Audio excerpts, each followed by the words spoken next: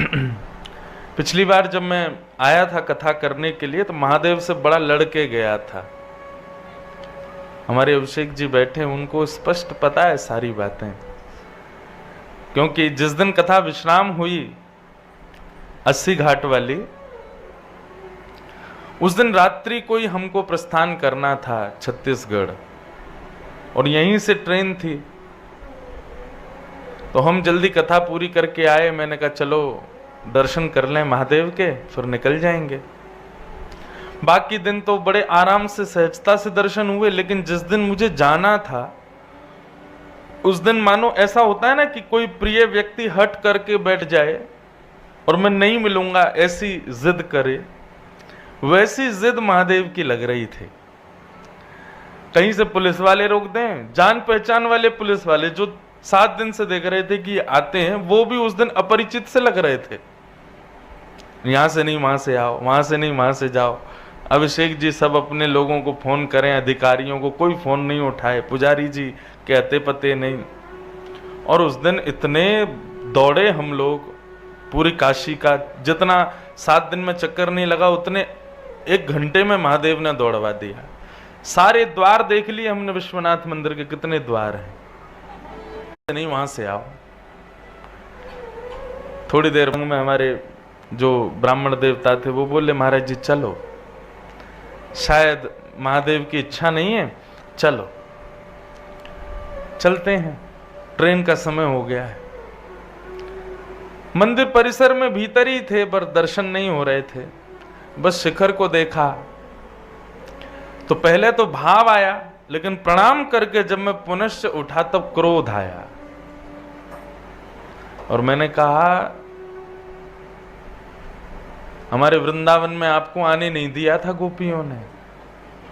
जब रास विहार कर रहे थे ठाकुर जी, उस समय महादेव पधारे वृंदावन, लेकिन गोपियों ने प्रवेश नहीं करने दिया वृंदावन में। उस समय आप दुल्लर तिल्लर हो रहे थे गोपियों के चरणों में कि एक बार भीतर जान दो, श्याम सुंदर रास विहार कर रहे हैं, नेक भीतर प्रवेश करन दो। गोपियां तस से मस नहीं हुई।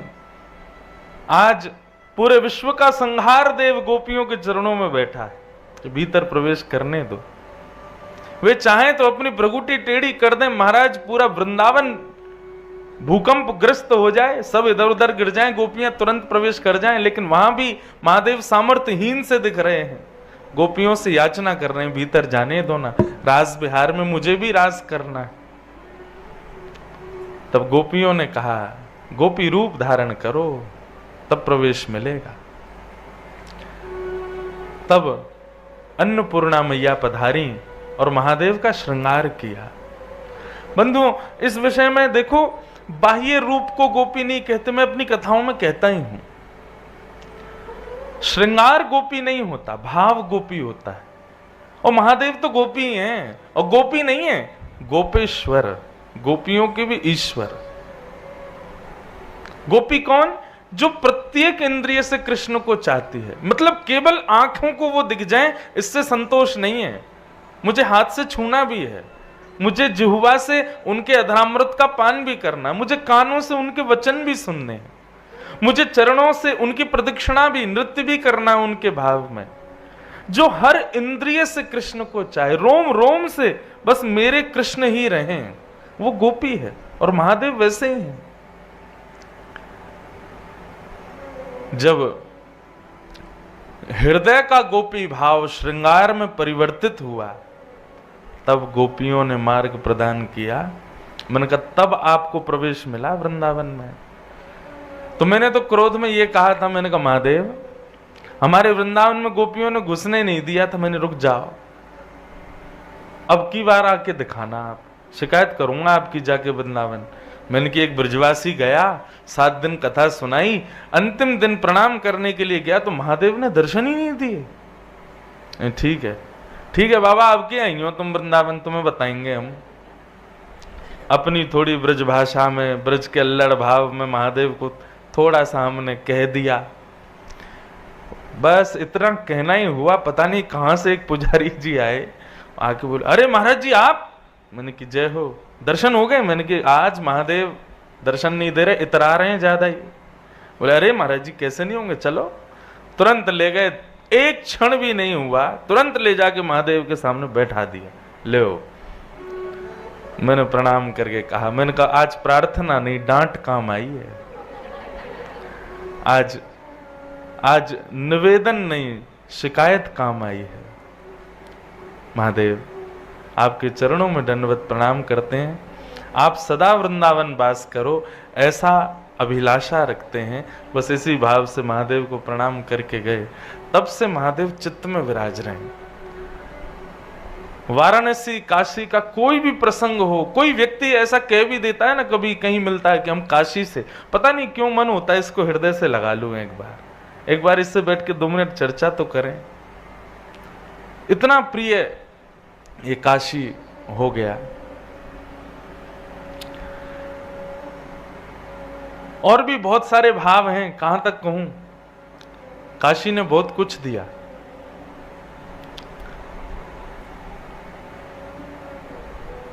हम केवल भागवत कथा के वक्ता हैं, पर हमारी प्रथम बार राम कथा भी काशी ने ही करवाई। हमारे पाठक जी अभी दिखे मुझे बोले नहीं सुननी है। मैंने कहा कहाँ, काशी में? बोले नहीं सुनेंगे सोमनाथ में, लेकिन कराएंगे काशी वाले। 300 लोग गए काशी से, और जाके सोमनाथ में पहली बार हमने मानस जी का वाचन किया, राघव रसामृत। उस दिन हमने अपने गुरु रूप में महादेव को स्वीकार किया कि हमारी भागवत के गुरु तो कोई और हैं, पर मानस जी के हमारे गुरु श्री महादेव, उन्हीं की कृपा से वो कथा भी हुई। तो जैसे समय समय पर गुरु अपने शिष्य को पथ प्रदर्शित करता है, वैसे समय समय पर मुझे रस प्रदर्शित करते हैं। कौन? महादेव।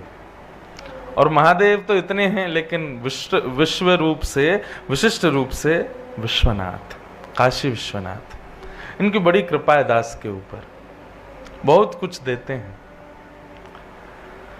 तो ऐसे महादेव के चरणों में आए हैं।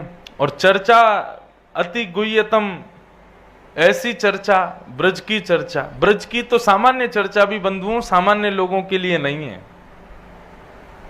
याए जाने कहां गवार, प्रेम ने दिया कि सदा उल्टी बहे धार। ये गवारों का विषय नहीं है। गवार किसे कहते हैं? देखिए ज्ञान, वैराग्य और आदि आदि सब भाव, ये सब कथा के, भागवत के प्रसंग में रहते हैं। परंतु जब चर्चा ब्रज की हो, ब्रज रस की हो, वे सब बाहर हाथ जोड़े खड़े रहते हैं, तो फिर तो प्रेम चर्चा होती, रस चर्चा होती। तो इसलिए ये रस चर्चा है, ये गवारों का विषय नहीं है। और हमारे वृंदावन की दृष्टि में गंवार किनको कहते हैं? पढ़े लिखे गंवार। ज्यादा पढ़े लिखे जो होते हैं ना, उनको गंवार कहते हैं। मतलब सांसारिक विद्या जिनके पास है, ऐसों को ये बात, ये भाव, ये रस समझना बड़ा मुश्किल है। पर फिर भी महादेव सुनने के लिए यहां आप सबके रूप में विराज रहे हैं। तो जैसा भाव श्री जी हृदय में प्रेरित करेंगी, वैसा भाव यहां प्रस्तुत किया जाएगा, आप सबके समक्ष कहा जाएगा। बंधुओं देखो, सबसे बड़ी बात, ये जितनी भी सत्संग के सत्र होते हैं, इन सब का अभिप्राय क्या है? चाहे हम कथा करते हैं, चाहे ये सत्संग 3 दिवस का यहां हो रहा है, इन सब का प्रयोजन क्या है, अभिप्राय क्या है, क्यों हो रहा है ये सब? कई लोग सोचते हैं धर्म को जानो, सही गलत में पहचान करो, अपने क्वेश्चंस के आंसर पाओ, आदि आदि सब। पर वो सब भी सत्संग के अंतर्गत ही आ जाता है। धर्म को पहचानना, अपनी जिज्ञासाओं को पहचानना, आदि आदि, ये सब भी सत्संग ही है। पर इन सब का अभिप्राय क्या, उद्देश्य क्या होना चाहिए? मानव अपने उद्देश्य को नहीं जान पाया अभी तक। सबके उद्देश्य अलग हैं।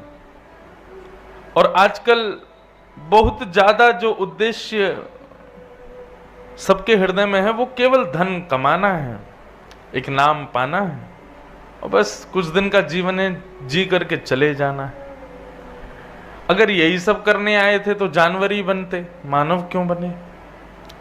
जानवर भी खाते हैं, पीते हैं, रहते हैं, सब काम करते हैं। मानव बने हैं तो कुछ तो विशेष करने के लिए आए होंगे। पर अभी क्या हो गया है कि मानव स्वयं को प्रायोरिटी ज्यादा देने लगा है, मैं और मेरा जीवन, और उसके चक्कर में वो केवल वह करता है जो उसको प्रिय लगता है, जो वो कर सकता है। उसके बाद फिर वो ये विचार नहीं करता क्या गुरु आज्ञा, क्या शास्त्राज्ञा, क्या वैष्णव आज्ञा, इन सब पर विचार नहीं करता। और यही इसी वजह से भटकाव आता है जीवन में। तो सबसे बड़ी बात कि इन सब क्या प्रयोजन है, अपना उद्देश्य जानिए। आप आए क्यों हैं पृथ्वी पर? जैसे हम समझ गए हमारा उद्देश्य क्या है। हमारा उद्देश्य केवल यह है, भक्ति के पथ पर स्वयं चलेंगे और अकेले नहीं चलेंगे, जो मिल जाएगा रास्ते में सबको लेके चलेंगे। और उद्देश्य क्या है, लक्ष्य क्या है, कब तक चलेंगे? बोले जब तक ठौर नहीं मिल जाएगी, द एंड नहीं लिखा आ जाएगा, बस इससे आगे कुछ नहीं है। और वो एंड कब लिखा आएगा?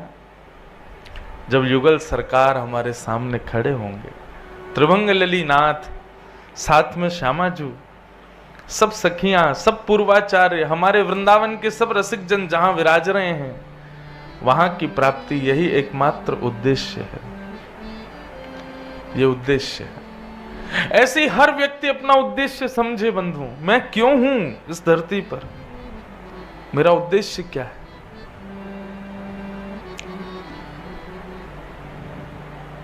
उद्देश्य जानो।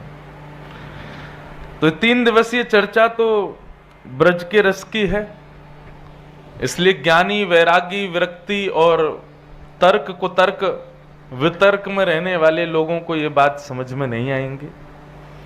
इसलिए पहले ही हम स्पष्ट कर दे रहे हैं, इस रस में प्रवेश करो तो प्रेमी बन करके, जैसे गोपी बन के महादेव गए वैसे गोपी बन के प्रवेश करना, नहीं तो ये रस हर किसी को समझ में नहीं आता है।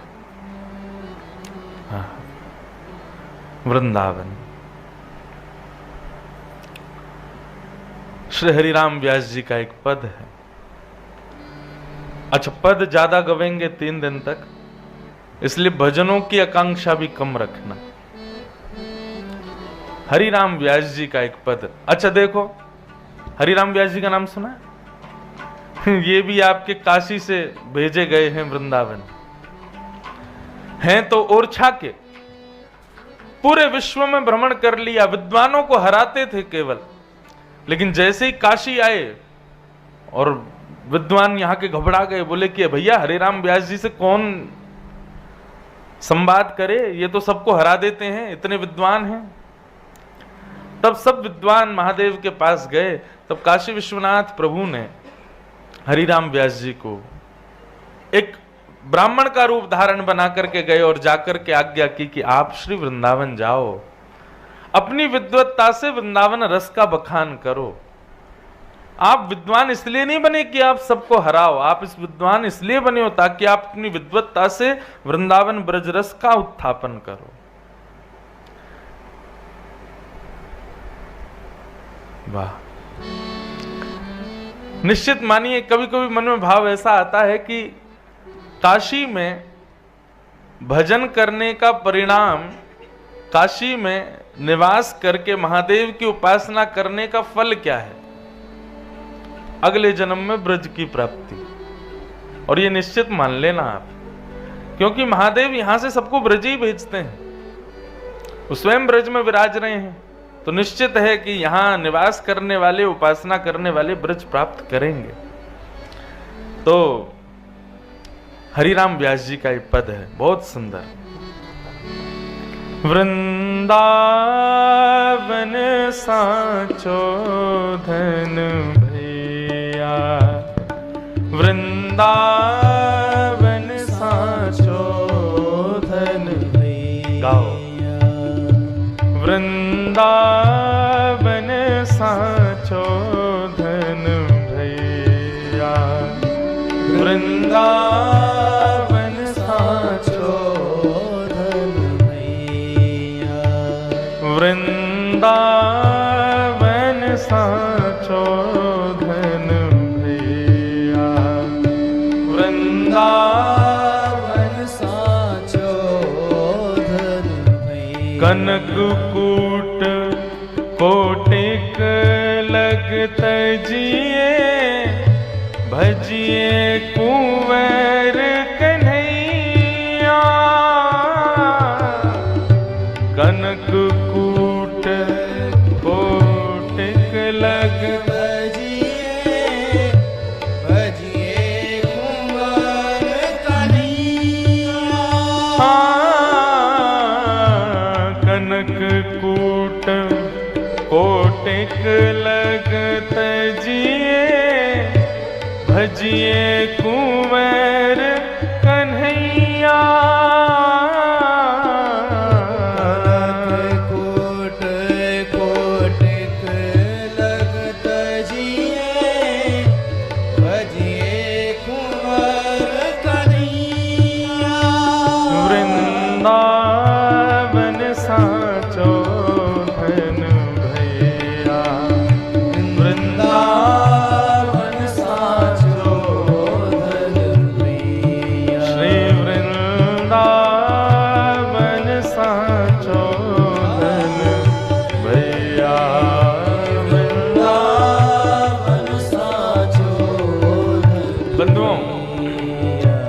हरिराम व्यास जी कह रहे हैं वृंदावन साचो धन। धन क्यों कहा वृंदावन को? हम सब कमाने में ही रति रखते हैं अपनी। बालक जन्म लेते ही जैसे ही उसमें बुद्धि विवेक आने लगता, माता पिता सिखाने लगते हैं कि अब कमाना कैसे। विद्यालय पढ़ने जाता है तो वहां भी यही सीख के आता है कि कमाना कैसे। पत्नी भी तभी ब्याह करती है जब पता चले कमाता कैसा है। बच्चे भी तभी गौरव से नाम लेते हैं पिता का कि हमारे पिता कमाते कितना है। कमाई के पीछे ही पूरी दुनिया चल रही है। हरिराम व्यास जी कह रहे हैं भैया दुनिया में कुछ भी कमा लो, लेकिन सच्चा धन तो श्री वृंदावन है। वृंदावन को कमाओ। और वृंदावन कमाया कैसे जाता है? गुरुजनों की कृपा, रज की सेवा, रस की सेवा। जब तक प्रेम हृदय में उत्पन्न नहीं होगा तब तक वृंदावन कमाया नहीं जा सकता। और एक और बात कहें, कमाई कब प्रारंभ होती है? जिस कंपनी में हम जाएं उस कंपनी के जो सीईओ हैं या उस कंपनी के जो मालिक हैं वो जब हमको हायर करें तब कमाई होती। तो वृंदावन रूपी जो ये धन है इसके जो अधिपति हैं वो हमारे श्यामा श्याम। जब तक वे हमको हायर नहीं करेंगे तब तक आप वृंदावन कमा ही नहीं सकते हो। इसलिए मैं कथाओं में कहा करता हूं कि ब्रज का स्मरण भी श्री जी की कृपा के बिना नहीं हो सकता। आपके चित्त में एक क्षण के लिए भी यदि ब्रज का स्मरण आ रहा है तो भी प्रसन्न हो जाना। क्यों? श्री जी याद कर रही हैं आपको। वृंदावन याद भी आप अपने भाव से नहीं कर सकते, श्री जी की कृपा से ही हो सकता है। हरिराम व्यास जी कह रहे हैं कनक कूट कोटिक लग तजिए भजिए कुंवर कन्हैया। हजार काम छोड़ो, ठाकुर जी को याद करके तो देखो एक बार। कनक कूट कोटिक लग तजिए भजिए कुंवर कन्हैया। चरित्र आता है हमारे श्री कुम्भन दास जी का। ब्रज के परम रसिक हुए श्री कुम्भन दास जी, नाम सुना है? कई लोगों ने नहीं सुना। अष्ट सखा हैं और उनमें एक हैं श्री कुम्भन दास जी। बंधु एक बात सदैव याद रखना, श्रीमद् भागवत कहती है प्रयच्छति गुरु प्रीतो वैकुंठम योग दुर्लभम। हमारे जो भी गुरु हैं जिनसे भी हमने दीक्षा प्राप्त की है, हमारे भाव से उनकी प्रसन्नता जब तक नहीं होगी तब तक रस का संचार हृदय में नहीं होगा। जैसे मैंने कहा ना, वृंदावन में आना है, वृंदावन रस की प्राप्ति के लिए वहां के जो अधिपति हैं श्यामा श्याम, उनकी प्रसन्नता आवश्यकता। परंतु कई बार क्या होता है, हमको किसी कंपनी में जॉब चाहिए, वहां के कोई हेड हैं, उनसे हमारा डायरेक्ट परिचय नहीं, पर हमारी